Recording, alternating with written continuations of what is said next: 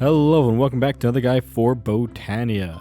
Today we'll be going over how to enchant items using mana and how to conjure items using mana. So without further ado, let's just hop right into it. I went over this in a previous video, but if you place 2 mana pylons next to an enchantment table, any item you put in will give you a 30 level enchant. So you can just go around, just put the items you need. Since I'm in creative, I don't have to worry about levels, but there you go. So that's one way to enchant with mana. The other way will allow you to use enchantment books forever. This is the multi-block structure you'll need to have enchantment books be used multiple times. What you need is 17 obsidian, 10 mystical flowers of any kind, 6 mana pylons, and 1 lapis block, placed as you can see here.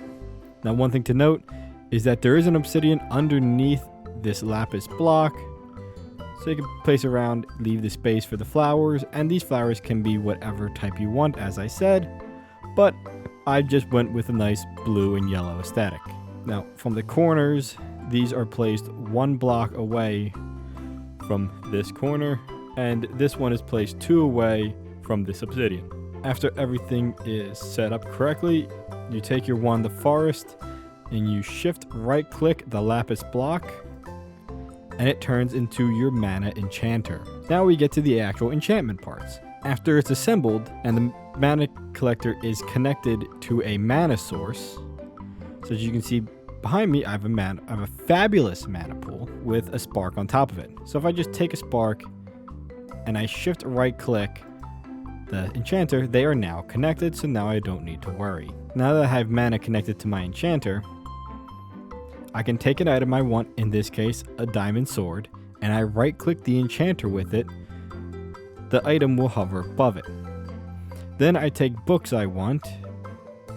I have a sharpness, a looting, and a fire aspect here, and what I'll do is I will drop them in the area of the obsidian. For the first one, let's just add sharpness, and then I just right click the main enchanter with the wand of the forest. And wait a moment, it will start to activate. Everything starts glowing, animating, and if you hover over the enchanter, you can see it activating.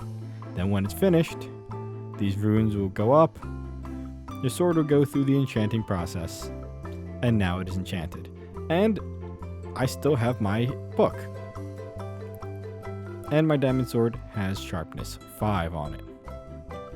If I check out my mana pool, this will use, for your first one, around a little over 1/8 of a mana pool, but not yet a quarter. For every enchantment you give it more, it will use that much times more mana. So if I, for instance, put 2 in here, it will use twice as much, 3 times as much. And this is per enchantment, not book. So if you put 3 enchantments on 1 book and toss that in, it will still cost 3 times as much because it's 3 enchantment. So this is useful because now if you have the enchantments on the books, you don't have to worry about losing your really powerful sword if its durability runs out. Just make a new one, snap those enchantments on, and all you need is just some mana. There are 2 types of catalysts you can make for mana pools. The first one we'll go over is the Alchemy catalyst that changes one thing to another using mana.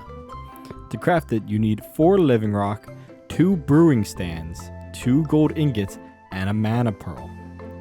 And these are placed underneath a mana pool. So if I come behind here, I have a normal mana pool. You can see the little symbol underneath it and a fabulous one. And if it wasn't yellow, you'll be able to see it right there. If you have mana in here, again, since it's transparent, you can easily see right through it.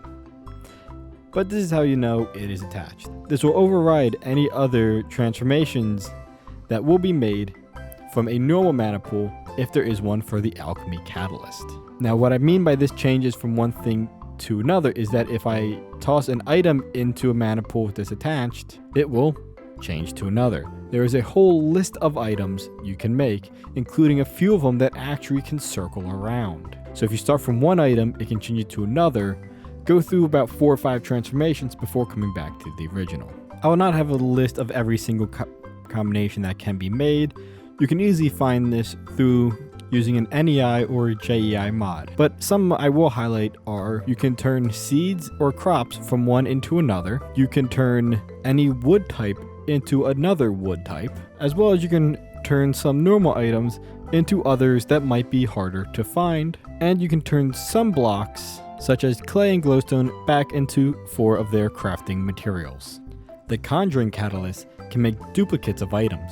To craft it, you need 4 living rock, 3 elementium, a pixie dust, and an alchemy catalyst. Just like the alchemy catalyst, it is placed underneath the mana pools, and you'll see the little design on the bottom. When you toss a certain item into here, it will use mana, and you'll get a duplicate of the item you put in. There is a limit to what items it can duplicate. These items are coal, leaf blocks, snowballs, gravel, netherrack, glowstone dust, redstone dust, soul sand, quartz, and grass. Now you have all you need to continue your journey through Botania.